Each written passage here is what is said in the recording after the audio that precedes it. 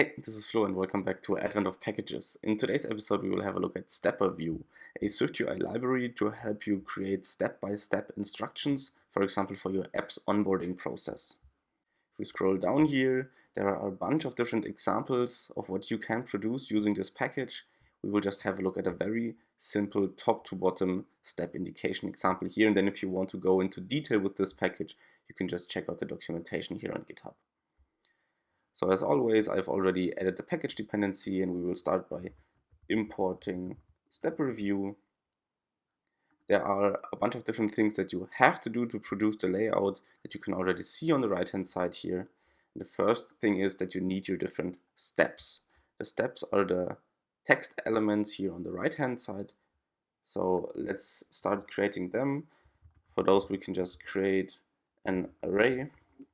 And in that array, we can just create text, for example, 1, let's indent this correctly, and then text 2, and then also text 3. So these are our 3 different steps that we want.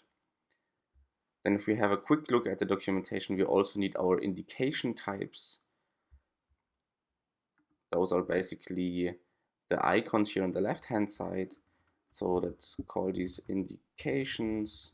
Let's also create an array here, and these are indication type dot custom in this case.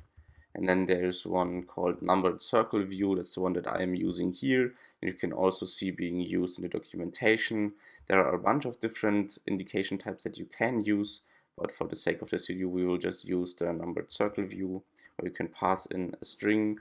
So in this case, we will just pass in 1, 2, 3. Like this.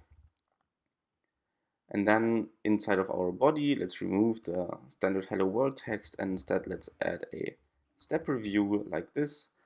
And then this is a very declarative approach that this framework chose. So you have these different modifiers that you need to use to pass in all of your configurations. So first let's pass in the steps. Let's set the indicators to our indications here, our indication types. We can also specify if it should be horizontally or vertically laid out. So for that we can use step indicator mode of either vertical or horizontal. So in our case we will use vertical. I think this is also the default. So if we run this now, then you will see the exact same thing in the simulator. Alright, so nothing changed because I coded this before the video to show you an example.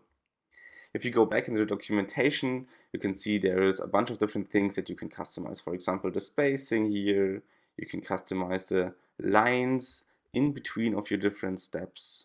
So these gray lines here you can also customize.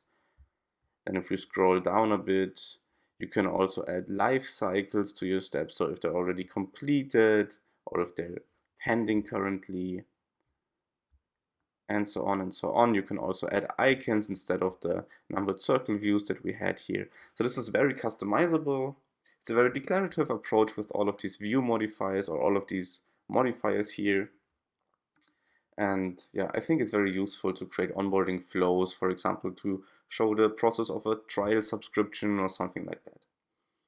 Okay, that's already it from the video. I hope that you find this package helpful. I think it can be used in pretty much any app for the onboarding flow if you have a subscription-based payment system.